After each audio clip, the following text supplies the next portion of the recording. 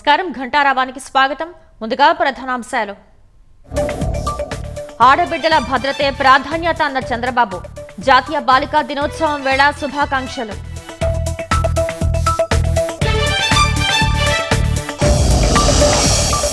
బడ్జెట్లో ఏపీకి ప్రాధాన్యత ఇవ్వండి.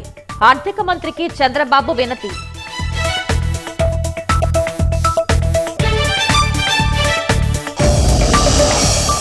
ఫిబ్రవరి 2వ వారంలో అమరావతి పనులు ప్రారంభం.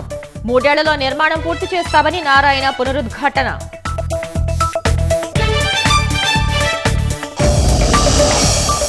ఉత్తర కొరియాతో చర్చలపై ట్రంప్ స్పందన. త్వరలో కిమ్తో మాట్లాడతానని వెల్లడి.